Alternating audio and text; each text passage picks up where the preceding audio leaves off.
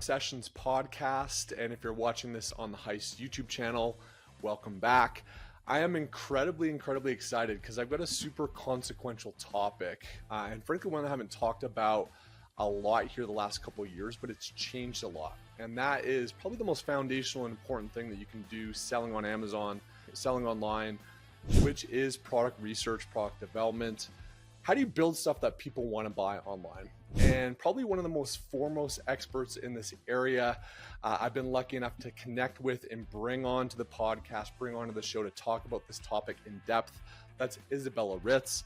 She's a badass Amazon seller. She's exited brands, but most importantly, this is her world. I like people that are obsessed about things distinct to Amazon, and she's obsessed with identifying, finding, and launching products that people want to buy. I am really obsessed with the product research and development. If you're buying cheap products and you're going after like $9.99, let's say up to $29.99, you will spend very few bucks into the inventory, but you will kill yourself with marketing because it's very hard to keep up with margins when you have to invest in the PPC. Also because a lot of others are trying to launch cheap products because they believe with $3,000 of investments, they can achieve success on Amazon. So Isabella, super excited to have you on. Welcome to Seller Sessions. Thank you, Adam. Super flattered. Yeah, you want to jump on the question because I was about to go into how I am really obsessed with the product research and development, and given how people are usually putting a lot of attention into how can I get the reviews and make the product rolling, and nothing is working. They didn't really focus on time on product research and development, and there is nothing else you can do because out of 3 components, traffic, product, and conversion, they didn't hit the primary one. So yeah, I am obsessed with this foundation. Yeah, that's awesome. And you nailed it. I mean, it's you can know everything about Amazon. And this is why I think people that maybe own agencies or consult other folks, if you've got a good product to start, those things come into play. The technical knowledge, understanding pay-per-click, understanding all the technicalities around operations, supply chain. There's a lot that goes into the machine of building a successful Amazon business. But if you get the product piece wrong, it's all for naught. You can be the best pay-per-click person in the world. You can have the best operations, the best factory, the best pricing. And if it's not something that is well thought out for the arena of Amazon and the people buying on it, it obviously goes away pretty fast. And I think it's changed quite a bit, obviously, as the Amazon landscape has changed. But maybe starting off, and this is selfishly for me a little bit too, because I'm curious to understand people's backgrounds and how they got into things and how you got obsessed about products. Just briefly, maybe talk about your journey into Ecom, into Amazon, and ultimately into this whole area of identifying good products. I will do a little bit reverse. So Sure. To learn better how to launch products on Amazon, I lost about $2 million. Okay. So it's not I launched my business on Amazon. I made my first $14,000. This is I was talking in the past. But generally speaking, to make us learn, it's been followed by failures. And I failed a lot. And that was very painful. I was quitting multiple times. I don't want to do it. I don't want to do this product. And sometimes right now I understand if I would know better, I would do better. I was selling a lot of Me Too products without knowing that those are Me Too products. I was selling Chinese products without knowing that those Chinese products. I had to do some type of business in the United States when I immigrated from Russia. And this is how I started business on Amazon, because it's something similar to what I did in the past. And I was a serial entrepreneur by the time I got here. So I had experience with driving traffic online to different type of the businesses, let's say that. I just didn't work with products. And here in US, I had to learn English and I had to learn how to operate online e-com business based on the selling products. So I learned mentality of buyers eventually. I realized that selling products in United States, it's nothing similar to selling something back in Russia, because people think differently, they are converting differently, they have different intent to purchase. And I started learning that even keyword search based is different, and intent of the keywords is different. And here we later on we got into the title density and etc. etc. So that's already details. And this background been built just by launching literally hundreds of different products. Sometimes like I feel even weird.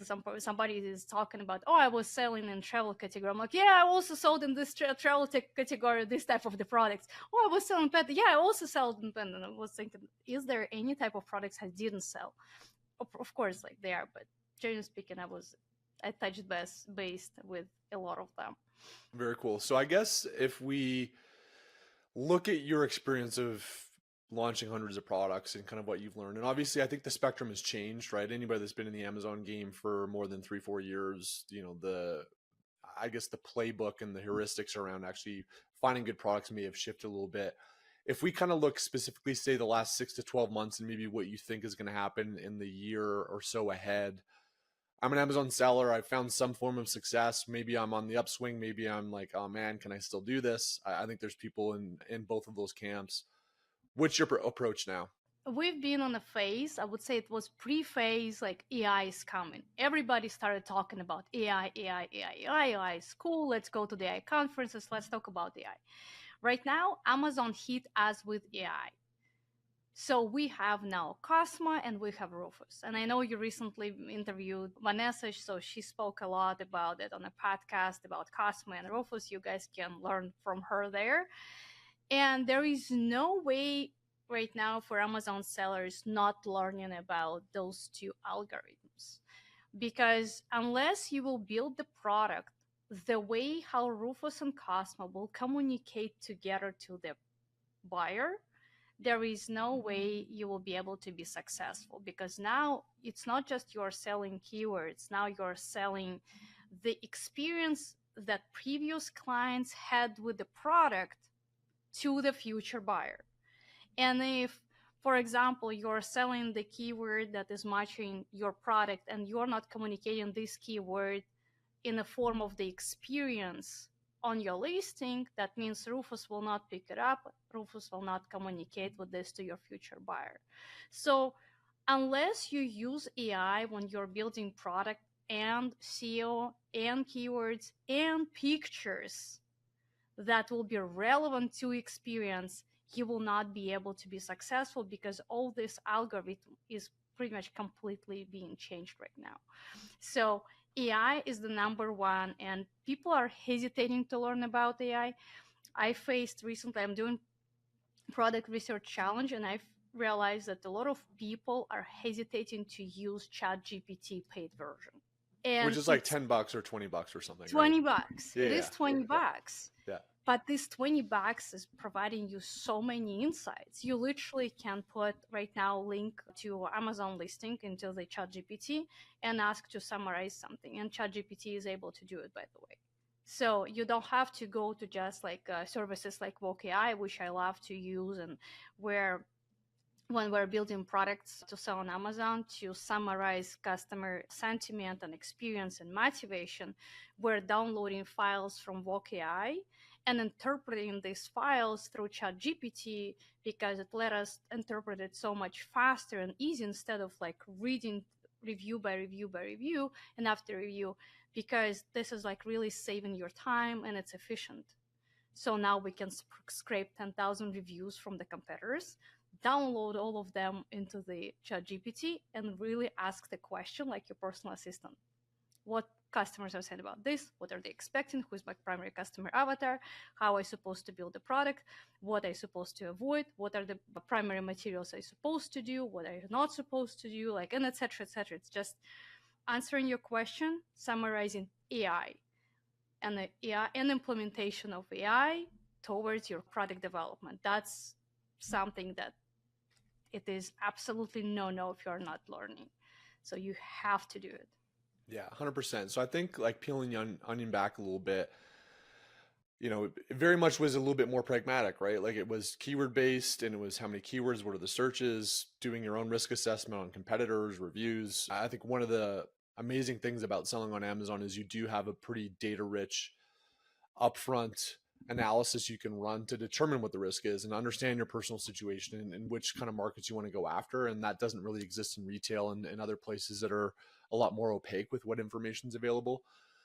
But I think what is opaque now and that Amazon sellers don't have that muscle yet, as we see Rufus and some of these other tech stacks coming out of Amazon for how they identify organic search is who the hell are you selling to, and actually building products around that, not building, it's people versus algorithms, right?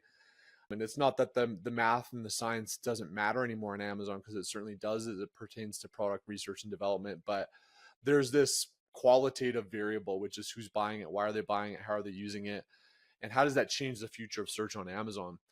So as a starting point, let's just pretend I'm an Amazon seller. I've been selling for 3-4 years. I'm gonna call it, heavy 6-figure seller, maybe low to mid 7-figure seller. I think that's pretty consistent with the audience that's on this channel.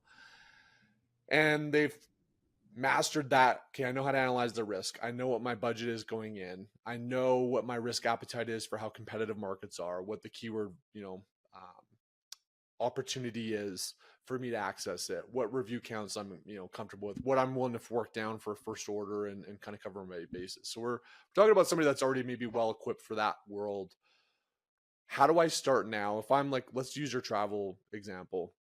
I'm selling in travel. It's been a year since I've really put my back into launching a product. I see my business kind of facing some challenges, margins are eroding. I'm like, look, I got to start developing products and preparing my business on Amazon for the future of how search is going to transpire with the customer in mind. How do you start? Like, where would you even go on that rabbit hole? Because there's so many different angles and approaches for how somebody can cultivate ideas and ultimately pursue the ones that, have a high probability of success. What does that new approach look like for you, given that information with AI and everything that's come to the table? So if we want to expand the line of your products that you already have in the travel category, I would do step by step. And for those of you that will be confused with everything I'm saying, just come back to this point, which is like about 9 to 10 minutes, and listen it again. So you can go to, probably, I would say Smart Scout will be the best shot. You are going to the category section. You are choosing section of the travels, and you're using filters of the price. So if your target price, let's say $39.79, whatever your target price will be there, then you're filtering products based on the sellers that are selling private labels. So those are not resellers. You're minimizing Amazon in stock to 0. And now you have all the products based on your relevancy for the travel category. You also can filter them based on the reviews, but it's really up to you. It depends what type of seller you are. Then you're downloading this spreadsheet into the ChatGPT. And then you're asking ChatGPT, analyze the data and don't do anything. ChatGPT will analyze this data, not doing anything. And then you're asking ChatGPT, please let me know what kind of sections do you see right now in the spreadsheet. You have to make sure that you're on the same page with ChatGPT. Now you're telling him, listen, I'm looking to sell the product, which is this amount of sales, this amount of revenue, with this amount of units selling per month. What would you recommend me from your data set? Did you hear just my thunderstorm? I So told you. We're in Florida. Isabella's in Orlando with a fun thunderstorm. That was actually dramatic. I like that. Yeah, I told you. So, and then ChatGPT, and you can tell them, can you please offer me 3 products at a time? So you will be able to see 3 products at a time. And because you're already in this category, you're kind of familiar with the products that are happening there. Let's say you chose one after some 3, 5, 7 reiterations with ChatGPT. You picked one product. Now you are going to Voc AI. They have whatever 1 day, 2 day free trial. They're still not expensive anyway. And is that WOKE AI? No. VOC dot AI. Oh, okay, VOC. Okay, yeah. And I've done a video on They've them. been Yeah, Trollocs, and then they rebranded to Voc AI. Yeah. Okay, got it. Yeah. Voice of customer. Yeah, voice of customer. Got it.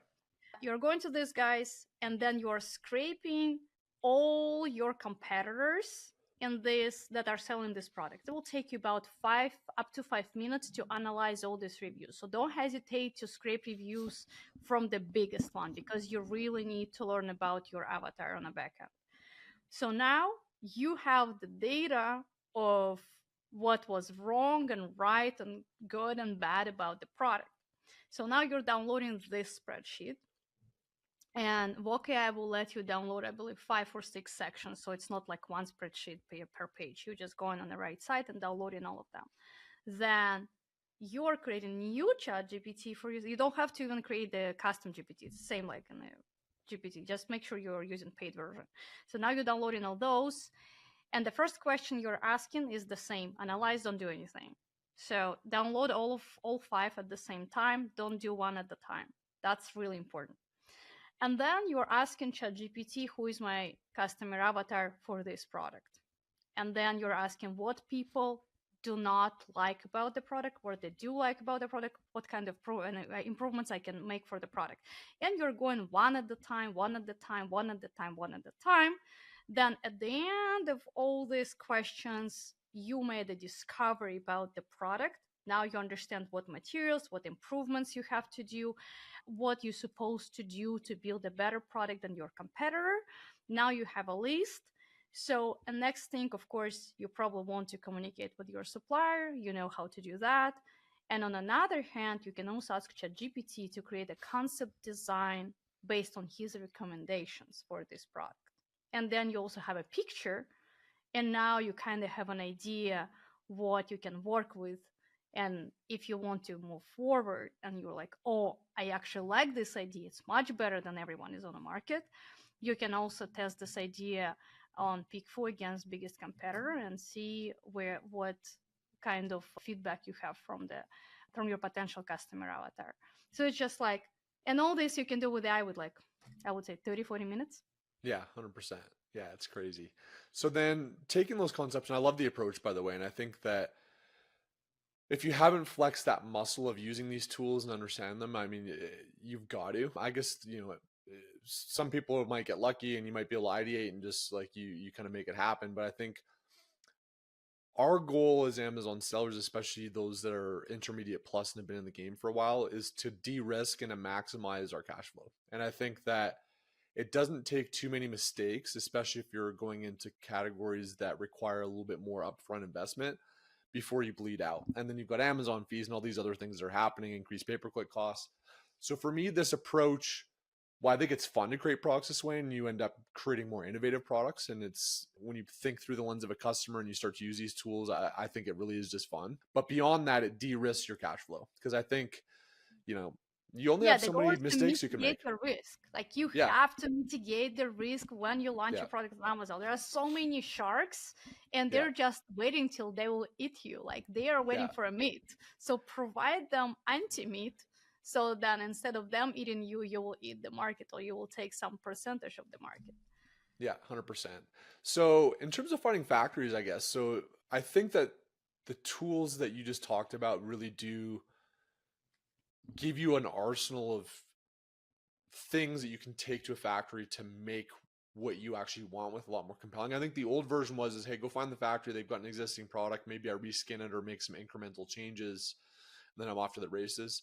This is a little bit more fundamental differentiation that really I think is a much more sophisticated way to accomplish that. Not that it's necessarily more challenging, but how do you find factories and the best factories to actually iterate on an existing category, but with some compelling new differentiation? Because I think number one is you got to find the right product, and I think that can help de-risk.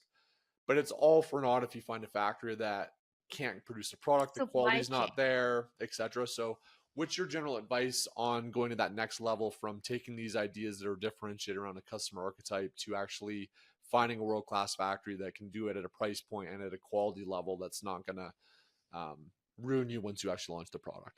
Yeah, that's the biggest pain point, and you hit it right. So we are working with several sourcing agents because this day you're absolutely correct. It's super hard, difficult, complex, complicated, and you can put there all synonyms, possible and impossible, because it is definitely hard to work with the suppliers and find the right one. Simplest way, of course, Alibaba, because that's the only access we have from here to be able to communicate and be secured with our transactions. However, the suppliers on that end, they're pretty spoiled. And unless you have personal connections or you have a broker with personal connections, it will be pretty hard. On another side, when you find a broker that will work well with like, and that will be on your side, because a lot of brokers, they want to charge you up front, and you want broker to be by your side because you want to be profitable. They're not always ethical. And we found one guy, not guy, they're the whole company. They have everything in place, and they call, I believe, oh my God, I know his name is Rob, and we're working with him all the time. And I think they made in USA, made USA. I will send you the link, so if somebody want to use them, please. They're really great people. Yeah, they're great people. We're working with them a lot. And what they do, they're sourcing for you on your behalf, charge free. They don't work with some type of the products like wood. They're not always successful with sourcing wood. We found several factories that we can recommend to work with wooden products. However, the prices they're providing to us, first of all, about 20 to 30% less than Alibaba suppliers. They have people on spot in China, so they're sourcing there, and their turnaround time 24 to 48 hours, like super fast, super quick.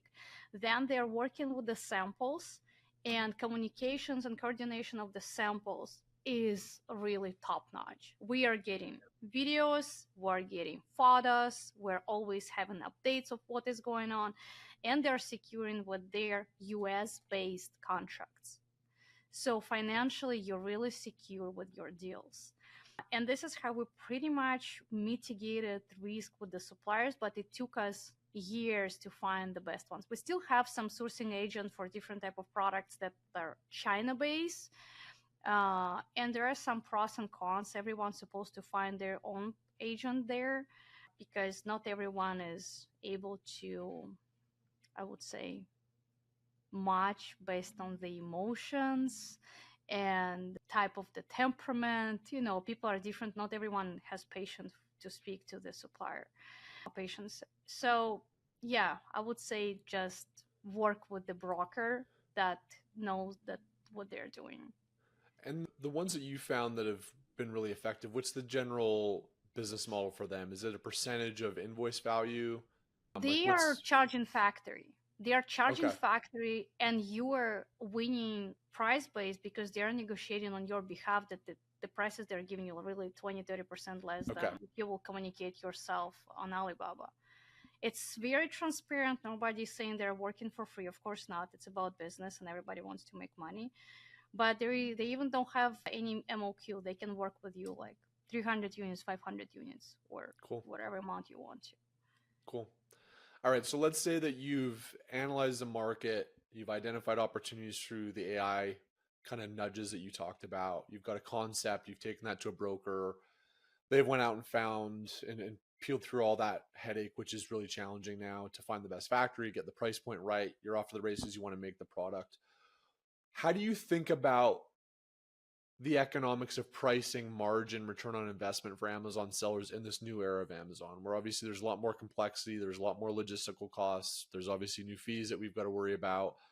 But the reality is that Amazon, at least on the organic side of things, still tends to lean towards the lower price products, tend to get a lot of the traction in the top 5 spots. What's your approach to pricing, margin, ROI, moving into this new world where we're developing products in this new era of Amazon? How do you land on pricing strategy, margin strategy? What are the kind of financial check marks that you look for to be able to deploy a product on Amazon now? Great question. And I love it. So, when you have a budget, you have to allocate this budget towards inventory and marketing. And you will spend this amount, this budget anyway. So if you're buying cheap products and you're going after like $9.99, let's say up to $29.99, you will spend a very few bucks into the inventory, but you will kill yourself with marketing because it's very hard to keep up with margins when you have to invest in the PPC. Also because a lot of others are trying to launch cheap products because they believe with 3,000 of investments they can achieve success on Amazon. So I am standing and I am putting my foot down all the time. We have a lot of debates, like people fighting me on this, and I am ready to fight back. High ticket products or higher ticket products. There is opportunity if you have a product at $69.99. If you very well customized, differentiated the product, you can be in like 12 to 17 cost of goods range per unit plus shipping, so you'll be up to $20, let's say, landed cost in US. But because there is less competitors are selling this type of product and this price at this price point, your PPC click can be like below $1, where at the product of $29.99 or $9.99, like seriously, I saw so many situations when your cost per click is like $10. You're selling at $9.99, but your CPC is 10. Like seriously, I pay you, you buy from me. Like we're not taking this approach. So high or higher ticket products with lower competition on PPC, the auctions are definitely lower and definitely differentiate, like as we mentioned, based on the consumers' insights and consumers' requirements. So as long as you build something that people want to purchase, higher ticket products, they will keep you probably with 20-30% in a pocket. And I am also being based of like my products and products that we launch for our clients. My products are usually $59.89. That's my average price range. Okay. And we have $20-30 per sale in the pocket after all expenses. And I'm very happy with that. Yeah, I think that's amazing advice. And I've always leaned that direction, but I think even more so now. I think if you're sub $30, it's just you've got to have operational and supply chain advantages, and you've got to play the organic game. And it's just hard to get traffic at a reasonable price point with all the other things and complexities and fees, right? Again, those things didn't exist historically, so it was a little bit less of a risk, and cost per clicks were lower, right? Pay per clicks going up. Yeah. So I think it's great advice. So I think I'm with you up to this point, 100% on board. We talked about it on the podcast. Yeah, I want Adam. we're alive. You got Adam me this. Was me. you got me this far. I want to talk about two more products, two more concepts to kind of put a bow on it. So if you missed the episode with Vanessa, you mentioned, I'll leave a link down below. Cosmo basically is identifying relevance for products much more than just keywords. Keywords are obviously still going to be part of it, but they're scraping the images on your listing. They're identifying who is buying products, who's buying competitor products, understanding the behaviors and all the data that they've got on the buyer side. But a big so what is that images matter a lot. It's not just about using images that people want to click and convert on. It's about using images that feed the data elements that they're scraping so that Amazon knows which organic search terms to show for which customers. What's your approach to creating listing images now, given these changes that have been rolling out and kind of the future where things are going? I love it. So it's about copy, right? You mentioned keywords, Rufus, Cosmo, all these guys. So we have to make sure we are not communicating features, we're communicating experience. So that this approach was always there. Not a lot of people followed, and not a lot of sellers, even big sellers, are not following it. They're talking about my product is double wall, stainless steel, whatever, 17 ounces, and not heavy or whatever. But they're not communicating experience that you will not burn your hands. That's like emotionally pleasant. This is how you're gonna feel. This is what you're gonna get, and blah, blah, blah, right? So as long as you are matching people's experience that is based on their reviews.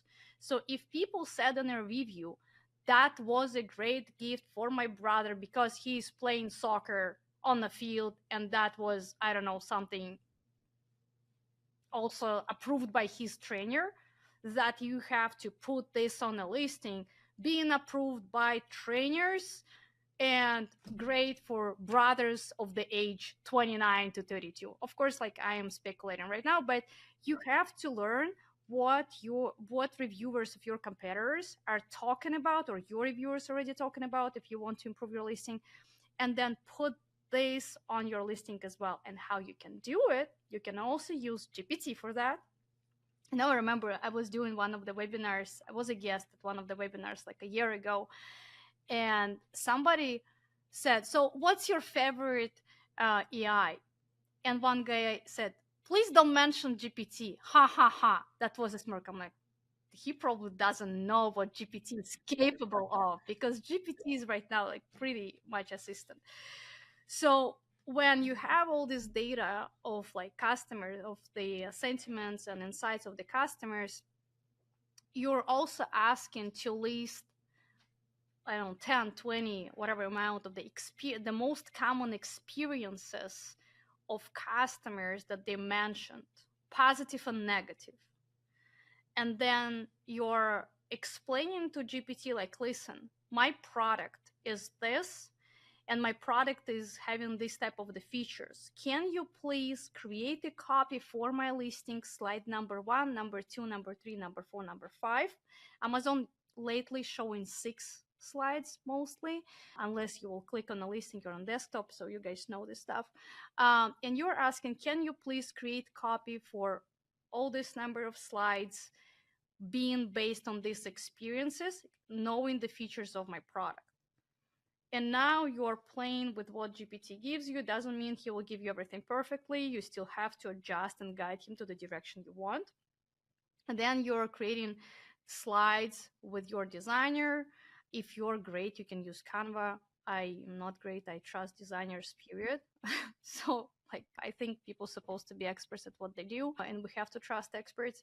And then after you created these 6 slides, you are going to pick 4, whatever you're using. Some people using different services. I use Pickful, and you put all these slides on a Pickful. If you also want to save money on the poll, you can make one picture, like, instead of like downloading 6 pictures, you can make one picture, and just put the numbers, like slide number 1, 2, 3, number 6, and ask the audience in which sequence they want to use these pictures, or they would prefer to have these pictures when they will be purchasing or shopping for this product. And now you have the best out of the best sequence, because you got it from your customer avatar, as long as you're not going after the general audience. A general audience technically can give it to you too, but ideally if you will target like travelers that, or whatever, Amazon Prime members. So yeah. Love it. Love it. So you mentioned that you've launched upwards of 100 plus products. How do you launch products now? So again, you've got, I think, a new playbook for how you think about that whole ideation through to actually having a good product listing ready to go. There's, a ton of different eras of Amazon on how launches have taken place. There's the rebate giveaway era, which was kind of I would say the old school kind of trashier approach. A lot of people have gone honestly straight just pay per click and understanding good listings and getting the keywords right and kind of riding that wave. There's now influencer layers and a bunch of different ways you can approach it. How do you approach launches today, and what do you think is the most effective way for most Amazon sellers to launch products? To summarize everything in like couple sentences, after we did everything we discussed, pre-launch strategies, of course you have to do Vine program. And there is a lot of debates that people are saying Vine program is bad because people are giving bad reviews. Yes, they do when your product is bad. 100%. Yeah. Yes, they do. If you are not confident in your product, you will get shitty reviews. 100%. So that means you have to be confident in what you're selling. So Vine reviews, PPC, Google blogs. So when sometimes people are typing on a Google best sunscreen, and Google is providing different blogs by saying 3 top reviewed sunscreen 2024. So if you are selling sunscreen, then you have to make sure you are being published in like this 2024 ratings on these blogs. There are plenty of companies. One of them is Signalytics. They will post you, and I believe like 400 or 500 blogs on Google, so your listing will be indexed there. That's like really great, and they accomplish it like, I don't know, like week or 3 weeks. That's pretty fast. That's pretty quick and fast. then you can use Join Brands Levant. There are some other companies that will help you with external traffic if you don't want to do it yourself. So you just like join, you have access to joining the platform, you have access to all these influencers, talk to them.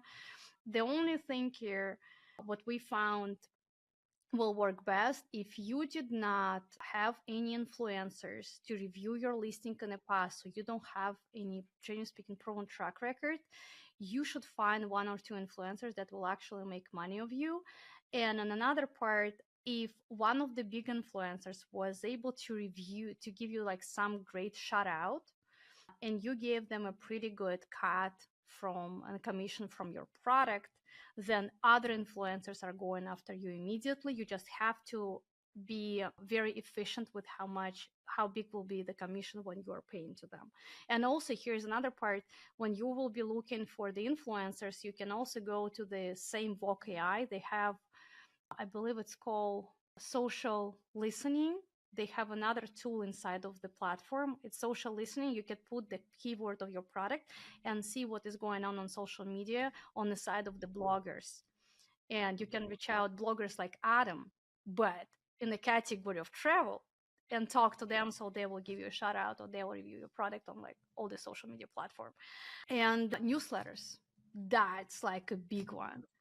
Yeah, newsletters is the big one, and Kevin King talks about it, and Perry Belcher talks about it. So it's time to do that. And by creating newsletters, generally speaking, you're creating eyeballs before you're launching the product, and you're building your audience that is willing to talk to you, trust you, loyal. They're opening your emails, and when you're getting closer to launch your product, you already closed all their pain points, you communicated with them, you built all this email marketing that is not promotional, that is valuable, so you're providing value to them. And then when you're about to launch the product, you're like, listen, here is the product that is about to come out, and that will hit every single pain point that we recently discussed. So if you want to be one of the first ones and like get this product with like social media promo code that you create on Amazon, go on a list, and we'll let you know 24 hours prior. And then, ba-bam, you're releasing. And if these people will decide to give you the review, good for you. And Amazon sees that it came from newsletters. So Amazon will not punish you for that at all. Amazon, more than it's external traffic. And if these people converted just because they wanted to purchase, never had any black hat histories, good. You'll get more sales. Awesome.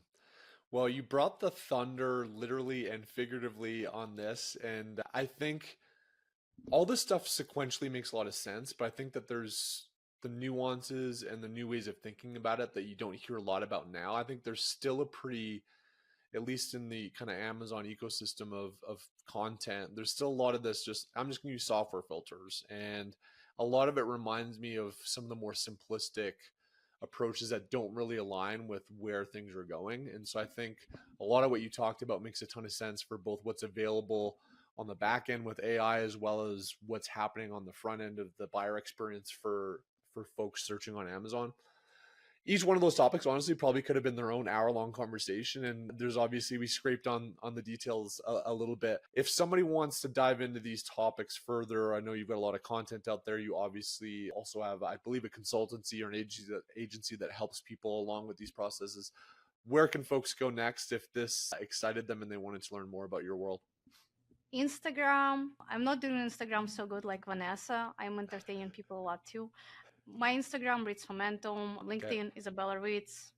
Website, Ritz Arm. Oh, my newsletter, Ecom Product Oh, Finders. nice. Okay, nice, nice, nice. My newsletter, yeah, follow me there. I'm releasing every Thursday, and I put out there a lot of useful content on top of like personal stories that sometimes Awesome. people find valuable. Yeah, awesome. It's so funny, and I'm gonna negate both of the channels, which this is a podcast and it's gonna go out on my YouTube. I've found the most value in terms of information that's really meaningful from LinkedIn and from newsletters. So I think that it's, pay attention to what's happening in both of those ecosystems now. If Yeah. you're selling on Amazon, there's a lot of good stuff. We'll post all those links down below. It was awesome to connect finally and do this. Really enjoyed the topic. Really enjoyed your perspective on it.